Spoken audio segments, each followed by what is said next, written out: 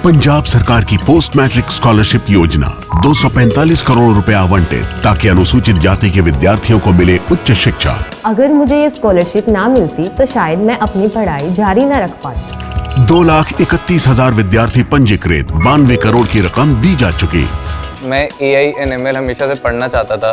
अगर स्कॉलरशिप नहीं होती तो मैं कभी भी एडमिशन नहीं ले पाता इस कोर्स में। मुख्यमंत्री भगवंत सिंह मान की कोशिशों से पंजाब बन रहा है रंगला पंजाब।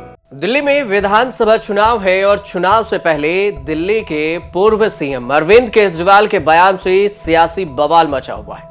अरविंद केजरीवाल ने उत्तर प्रदेश यानी यूपी बिहार के वोटर्स को लेकर बयान दिया, जिसके बाद सियासत गर्म हो गई।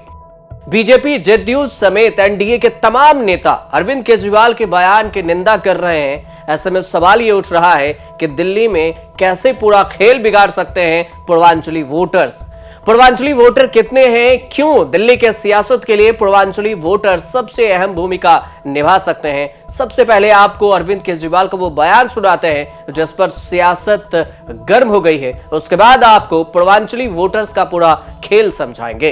15 दिसंबर से कल तक 13,000 नए वोट बनने के लिए 1 लाख वोट की असेंबली है, छोटी सी असेंबली है, उसमें 13,000 नए लोग कहां से आ गए? 15 दिन में कहां से आ गए? पिछले 15 दिन में 13,000 नए वोट बनने की एप्लीकेशन आई है।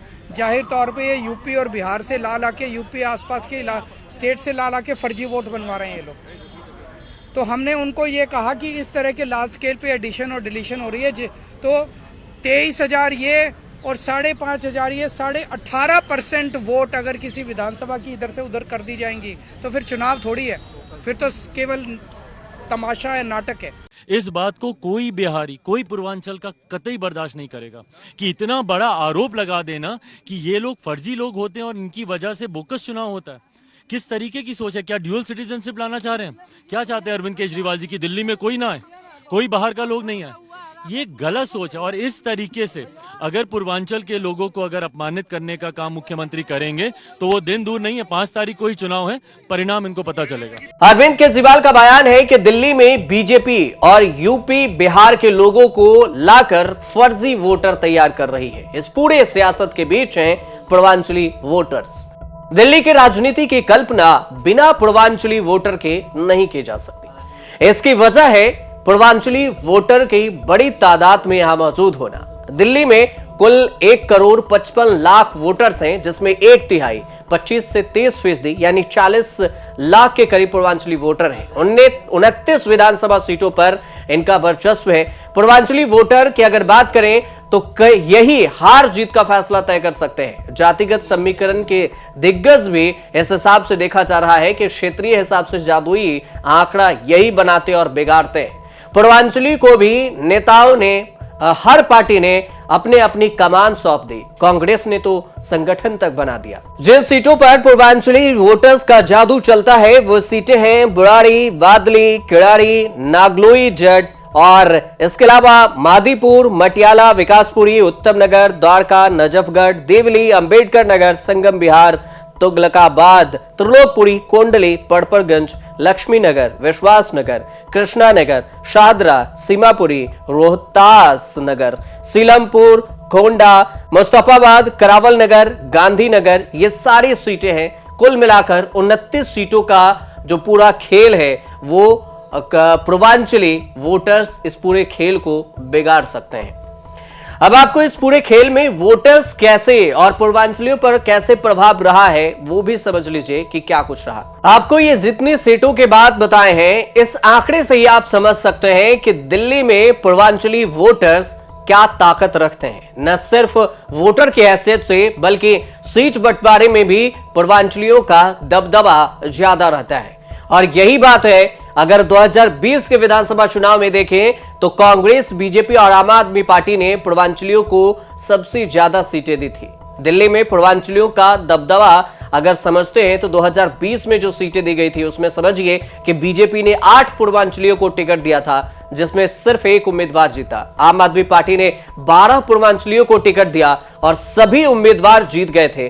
कांग्रेस ने 3 पूर्वांचलियों को टिकट दिया लेकिन एक भी पूर्वांचली नहीं जीत सके थे, क्योंकि आम आदमी पार्टी की सरकार बनी थी और सबसे ज्यादा सीट रिकॉर्ड मतों से आम आदमी पार्टी जीती थी। तो आप समझ सकते हैं कि पार्टियों के अंदर भी टिकटों की होड़ में पूर्वांचलियों का दबदबा रहता ही है। और यही वजह है कि ना सिर्फ कांग्रेस, बीजेपी और आम आदमी पार्टी बल्कि बिहार की जनता दल यूनाइटेड, जेडीयू और एलजेपी जैसी पार्टियां भी पूर्वांचली वोटर्स के दबदबे वाली विधानसभा सीटों पर चुनाव लड़ती है।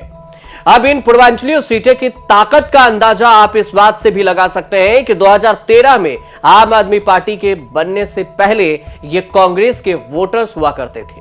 लिहाजा दिल्ली में कांग्रेस की सरकार रही। 2013 के बाद ये वोटर आम आदमी पार्टी में शिफ्ट हो गए।